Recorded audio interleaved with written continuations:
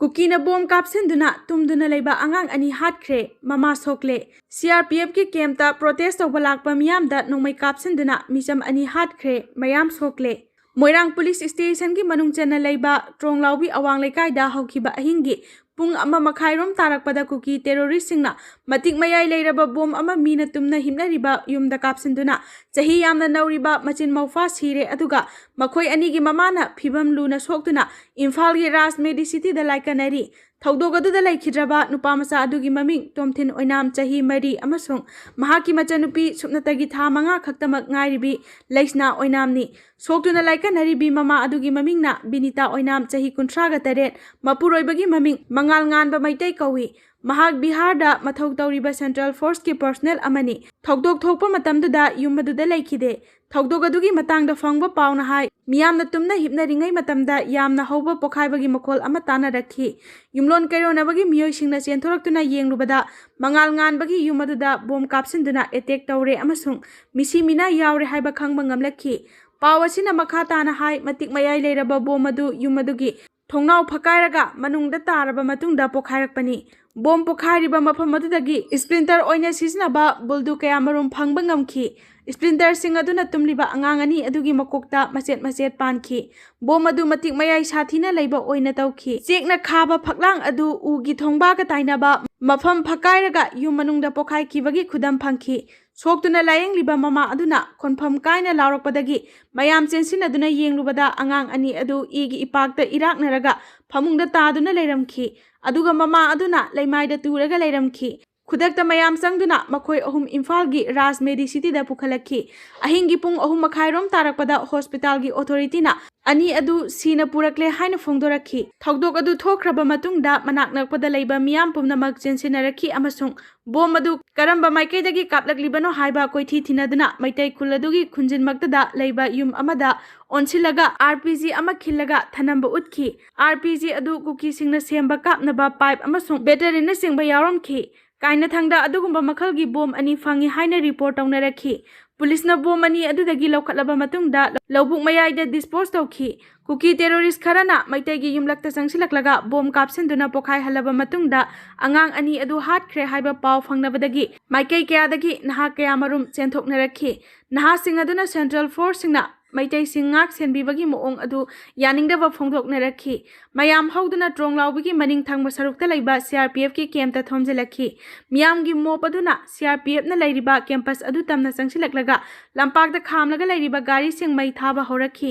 sathiraba irang aduna maram oiraga CRPF ki personnel singna nongmai kapthorakhi nongmai kapagi Thoudok aduda miyoi 19 rom nongmai maruna panduna sokhi makhoigi manungda naha ani laikhidraba miyoi ani adudi top white Kuroktagi Laisram Jiten chahi nifumathoi apokpa Udoichan amasung Tera Lukram Leiraktagi Huidrom Michael chahi 32 apokpa Mohon kauba amani hairi Haujik fawagi oinadi asiba masing police na hayu haiba yadri Sauraba miyamna ayuk anganbadagi haunati dim lambi athingba thamlamki miyam chathok chasin tawba yahankhide Sauraba miyamna lambi thinglingai cheraktuda truck ahum lakpa ukhi miyamna gari ahum adu namduna khamalaga mai thagalakhi maduna maram oiraga gari ahum adu amang ata thokhi gari mai thabagi Thoudok aduga iroinana maikai adomda chawba irang ama thorakhi Protest tawbo oina irang asida police leirubagi kanaba amata leitre haiduna Moirang Police Station gi gate mayada phata haudi sing paisilaga thamki amasung mai thagalakhi Asok apan mang takpadi thoina yawkhide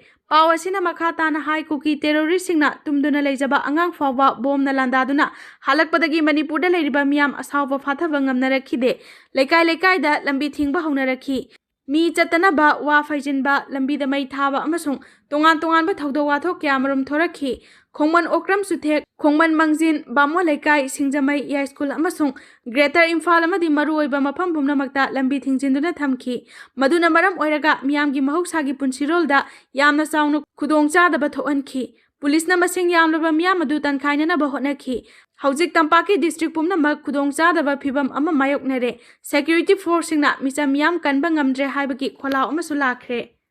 Tronglaobigi Thoudokta chenari basing Fagani CM Bisnupur district ki Moirangda leiba Tronglaobigi awang lekai da bom gi attack chatharakibagi Thoudok adu chief minister Yumnam Khemchana akanba muongda condemn tawkhre Chahi manga subata ngairiba nupa masa amaga tha taruk subata ngairibi nupi masa amaga sikhibaga loinana nupi ama sokibagi thaudok aduda jenariba miyoising lengak na soidana fagani athuba matamda achumba wayal fanganana ba thaurang lokhatkani lengak na ing tapa phibam hanjil hanana ba thaurang hek lokalakpaga state asigi mafam ama natraga amada kanagumba miyoi kharana irang thokanduna apanba pinaba hotnabagi khudam ayek sengna uba fangle Tronglaobigi sathariba attack asisu tha ani faraba lengak asigi Thabak Thauramda apanba thoananabagidamag pandamda satharakibani haibagi chingnaba lei President rule lokthoknaga centerna anoba lengak ama lehelakli mara chelhandanaba kanagumba miyoi kharana atandana lokhalakpa thaurangni Kanglu Phurup amadi liningi wafam tongana thamlaga terrorism gi thabak thauram sing khudakta lepkadabani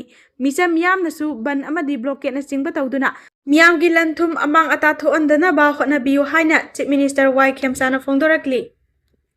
Manipur da thokliba thaudok asigi matangda Rahul Gandhi na BJP da thina saidakre Manipur da border security force BSF ki lanmi amagi pikliba masa ani tumdana leiringai da hatkibagi pau tabada thamoi sokna awaba poi chahi ahum pharaklaba Manipur gi irang asida karisu khangjadriba angang sing fawba lemna khak tharaktre hauzik horen ingtapa phibam purakani haibagi thajaba leitre haina BJP na miyam gi khalaga thabak amata tawdabagi Congress lusingba Rahul Gandhi na saidakre social media da thaglakpa warol amada Rahul Gandhi na hai Modi na lusingba lenga kasina Manipur gi angang sing lebaga sigi tungi yumbi ni haiba kauthokibagum tawre lenga asi karamba matamda mikap thokadawri bage asiba masing thiraga Manipur gi miyam na kyam kuina lekhi kadawri bage kayara khana ingtapa phibam hanjil hanana bagi tangai fadaba wafam phongdoklagasu khangsinadana leithokle Manipur asi India gi state amani haiba Prime Minister Narendra Modi na kauthokfam thokte amutang chatluba natraga Manipur gi maramda wafam khara phongdokpana oiba yaroi khudakta matik chaba thaurang lokhatuna phibam henjilaktringaida wathok asi loisin hanana ba honafam thoi Manipur gi miyamna thengnari ba khudong chadaba singko hanana ba Modina lusingba lengak na masak thokpa thaurang ama lokhatuna ingtapa phibam hanjil hanana ba honagadabani haina phongdokli Tampaki lamda lairiba miyam mai hauna saunare CM gi mayumda su thomjinarakre Moirangi Tronglaobi awang lekai kuki terrorist singna bom kapsinduna masin mawfa hatkiba amasung makoi anigi apokpina aruba phibamda laikanariba thaudogaduna maram oiraga tampakta leiriba maitei amasung maitei pangal sing mai hauna saunare yariba makai ingthana leiraga mahausagi phibamda hanjil hanba chumi haina lauruba Maitei na aranba tahalakpa amasung miyambu usithawoidabagi matau utuna maiteigi yumlakta sangsilaktuna bom kapsinbagi thaudok adu khangduna leiba ngamlaktre maduna maram oiraga miyam haurakle chief minister yumnam khemsangi singjama yumnam leikaida leiba yumda wari sanagani haina thomjinarakre mihana dubu yaningdaba amasung thaudok aduda chenariba kuki terrorist sing adugi matakta logi oiba akanba thabak lokhatkadabani haina lup kayana demand tawnarakli Manipur Maitei Pangal Welfare Organization Joint Civil Society Organization Kakwa Civil Society Organization Kangleipak Leimarol Chanura Lamjing Loop Protection of Maitei Victim More Maitei Mitai Tribe Union Khumuzamba Maitei Lekai Patadar Land Owner Association Naharol Yaifa Thaurang Club na singba kayana lengakta akanba wafam kyamarum thamlakli Manipura hojik thokliba khusemgi wathok lanthok singi tekjak pumba hojik leiriba lengaka sigi MLA minister singna pugadabani maramdi makhoi mase lingjel manadabagi ngasi fawa kuki narco terrorist singasina maning tamna landaba ngamlakpani ngasi makanglei pakta leiriba phiba masi kumna yenglaga lengakpa singna masa masagi chapchaba firep adu leibak miyamda khangalu hairi Pung kunmarigi manungda lengaki firep laukthokna bakoko mina taksilakli Manipur gi chief minister home minister amasung MLA singna pung kunmarigi manungda lengaki firep laukthokpaga loinana militant singi mathakta military crackdown chathagadabani hiramasi gi matangda lengaki chapchaba firep khangdoknaba miyam kupna thokpiraktuna khongjang changsin minarsi haina kokomi gi convener YK Dhirena paumi singda phongdokre Paugi mifam amada mahakna makha tana hai chingda khulai faiba ku kinar ko terrorist sing thadoktuna thamba yaroi Tronglaobida angang ani laikidaba amadi mamana asoka panangkibagi tekchak pumba India government amasung Manipur lengakna pugadabani ukrul amasung tampaki mafam singda phongna landarakli ba chingu kinar ko terrorist singi mathakta khudaktagi military crackdown chathagadabani hiramasi gi matangda lengaki chapchaba firep khangdoknaba miyam hupna khongjang changsin minaba mathau tai Leibak miyam na lekai amadi kun singda amata oina lepminaduna miyam gi pandam phangdri fawba khongjang changsin minarasi